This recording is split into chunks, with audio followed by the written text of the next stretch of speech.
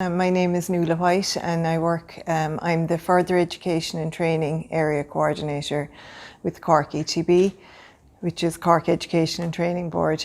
And I look after the north side of the city. So further education and training programs within the north side of the city.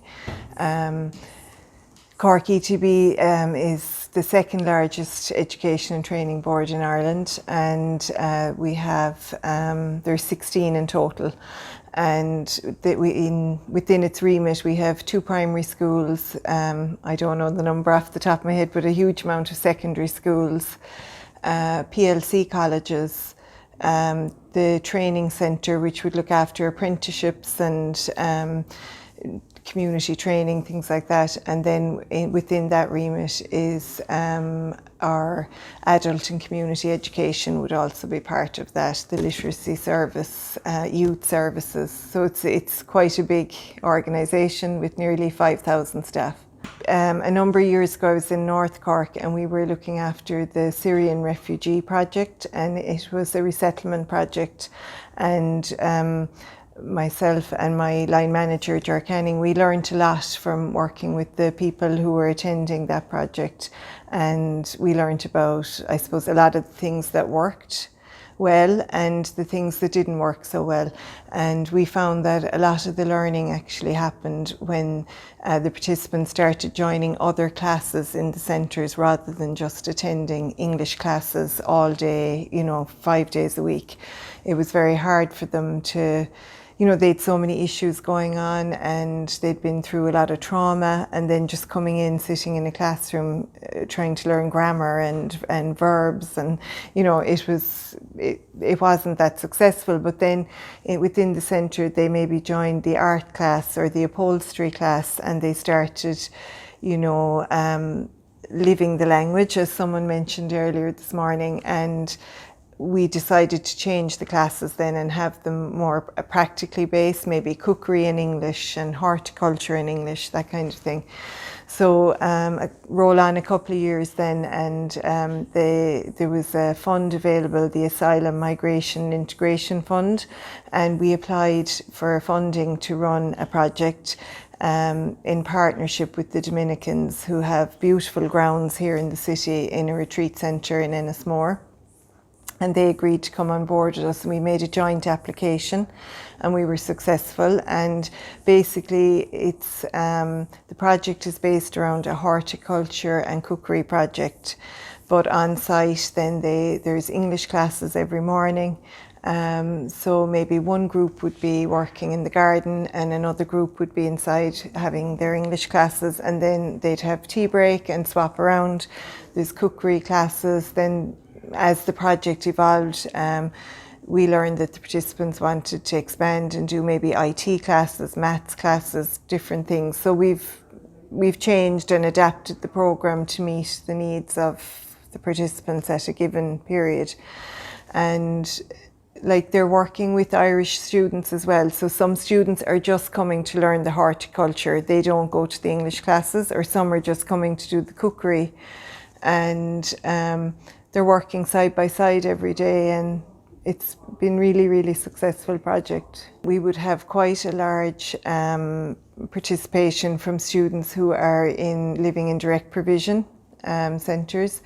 We would have, we've had students from over 50 countries attending, so across Europe, Irish people, English people, but a lot from direct provision. That would be one of our cohorts. Most recently now we've people joining from Ukraine who have landed in Ireland. We would also have students who are maybe recovering from addiction and want to get back into education, and of course, being outdoors and that, doing practical things in hand with doing their QQI certification, etc. So yeah, we'd have a very wide variety of students. And I suppose one of the things we discovered when we were looking after the Syrian project was that very often they were in class too soon almost, that the trauma of what they'd come through, it only really hit them when they'd settled and their children were settled in school, and next thing they were in class and all this trauma came at them from what they'd experienced, and the loss as well, like the lives they'd left behind. Like, you know, many of them had their own companies or they were studying in university, and suddenly they're thrown into some town in Ireland and trying to adapt to that. So, you know, we'd learned a lot by that, and the different issues that come up for people. So also within the project, Growing Conversations, like we have an adult guidance and counselling service there for the students. It's part of Cork ETB support, and of course they also then can plan a pathway to whatever career they might envision for their future, you know, and they'd get a lot of support in applying for other courses, and they've done Safe Pass and different things that they might need to get employment as well. We were a little bit more limited with COVID over the last 2 years. Like, a lot of things weren't, you know, group events weren't happening in that, but we did some cultural tours and trips, and we went down to Fote Island to the garden there, and they got a tour and some kind of educational tours and things like that. And again, people would cook, you know, they'd make dishes from their different countries at different times, and they would plant vegetables in the garden that maybe weren't as familiar to the Irish people on the course, and then they would cook dishes, and vice versa. We did Irish events then for Patrick's Day, and, you know, mark different cultural events for the different countries. Lots of students have done really well and have progressed now, and they've actually contacted us about becoming volunteers. They're now, you know, they've moved on, they've gone to college or they've gone into employment, and they've maybe moved out into their own accommodation and things like that, and they're coming back now to offer support to some of the students.